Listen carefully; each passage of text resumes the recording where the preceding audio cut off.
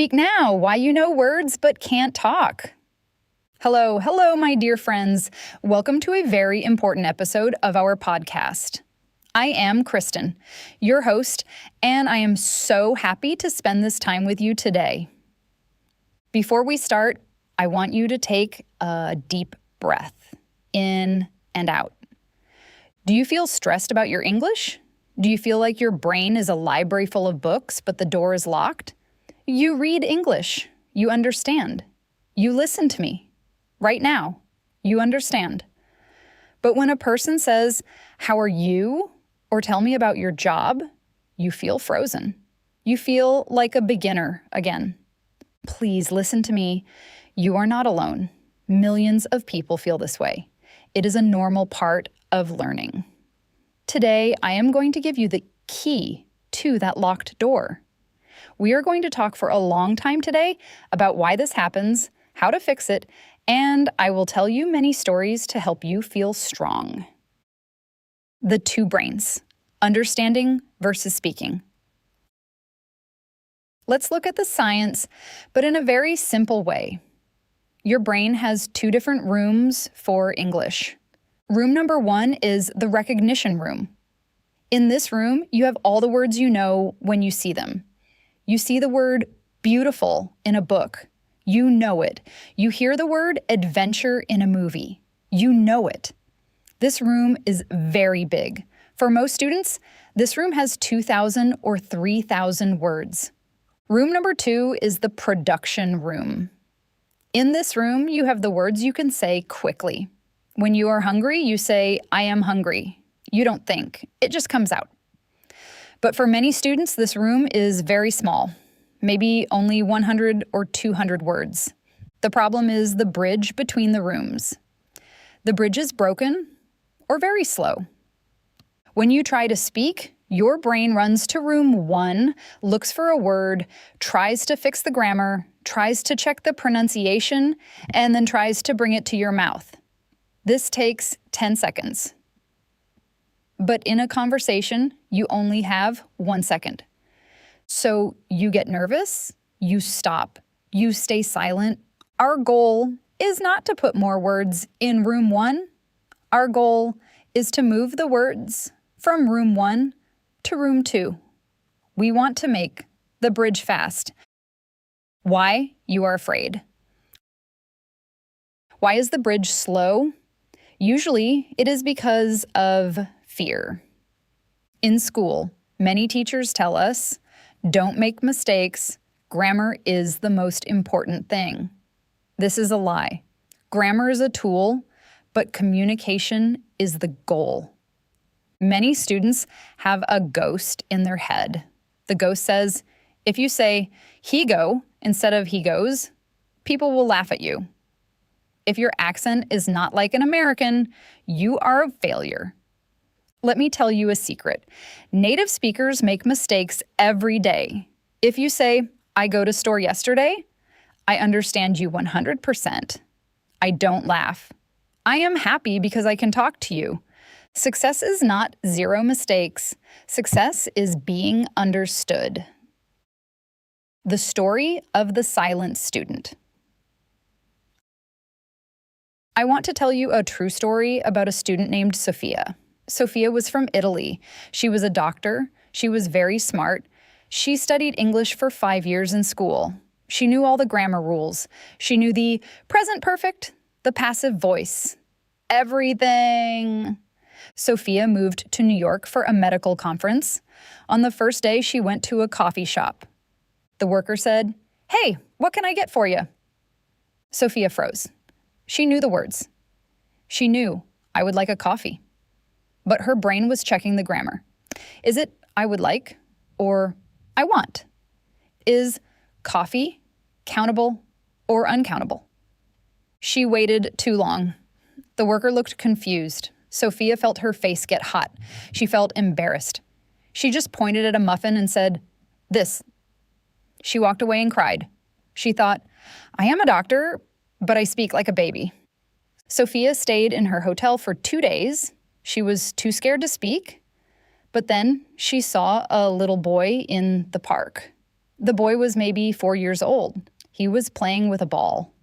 He went to a man and said, "Ball, my ball, help." The boy's grammar was bad. He didn't say, "Excuse me, sir, could you please assist me in retrieving my ball?" No, he just said, "Ball, help." The man smiled and gave him the ball. They were both happy. Sophia realized something. The boy was not afraid. The boy just wanted the ball. He used the words he had. The next day, Sophia went back to the coffee shop. She didn't try to be a doctor in English. She tried to be a student. She said, "Hi, coffee please. Milk, no sugar?" The worker gave her the coffee. Sophia felt like a champion. She realized that simple English is the first step to perfect English. You cannot run before you walk. How to practice? So, what can you do today? How can you make your production room bigger? Here's a plan for you. It is easy, and you can do it at home. 1. The 5-minute narration. Every day, for 5 minutes, talk about what you are doing. Use very simple words. I am opening the fridge. I see eggs. I take the eggs. I put them in the pan. The pan is hot. I am making breakfast. Do this when you are alone. No one is watching. No one is judging. You are training your mouth to move. You are training your brain to find words fast. 2. Learn chunks, not words. Don't learn the word interested. Learn the chunk. I'm interested in. Don't learn think. Learn I think that. When you learn chunks, you don't have to build the sentence. The sentence is already built. You just say it. 3. Record yourself. Take your phone. Record your voice for 1 minute. Talk about your favorite movie or your family. Listen to the recording. Don't be sad if it sounds bad. Be happy because you spoke for 1 minute. Do it again the next day.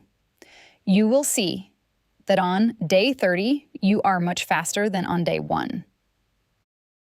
The story of the broken guitar. Here is another story for your motivation. There was a man named Carlos. Carlos wanted to play the guitar. He bought a very expensive guitar. He read many books about music. He watched videos of the best guitar players in the world. He knew all the notes. He knew how the guitar worked. But Carlos never touched the guitar. He said, "I will wait. I want to understand music perfectly first. Then I will play." 1 year passed. Carlos knew a lot about music, but he could not play one song. His neighbor was a young boy named Leo. Leo had a cheap, broken guitar. Leo didn't read books. He just started hitting the strings. It sounded terrible. It was loud and bad. But Leo played every day. He made many mistakes with the music, but after 6 months, Leo could play a simple song. After 1 year, Leo was a good guitar player. Carlos was still silent. He had the knowledge, but Leo had the practice. English is exactly like a guitar. You can read all the grammar books in the world, but if you don't hit the strings, if you don't make the sounds, you will never play the song of conversation. My dear student, listen to me. You are smart. You are hardworking. The fact that you are listening to this podcast proves that you want to grow. Don't be angry at yourself. Learning a language is like growing a tree. You cannot pull the tree to make it grow faster. You just give it water and sun every day. Your water is listening. Your sun is speaking. Tomorrow, I want you to make 3 mistakes. Yes, this is your homework. Go to a person or go to your mirror and say something in English. If you use the wrong tense, smile. You are learning. You are moving. You are a hero because you are trying. We are at the end of our episode today. This was a long talk, and I hope it fills your heart with energy. Remember, your understanding is the foundation. Your speaking is the building. Mistakes are the bricks. Keep building your house. Don't stop. I am here for you, and I believe in you. Thank you for listening to this podcast. Please tell me, what was your favorite story today? Write it down. Practice it. I am Kristen, and I will talk to you very soon. Have a beautiful, wonderful day. Bye-bye.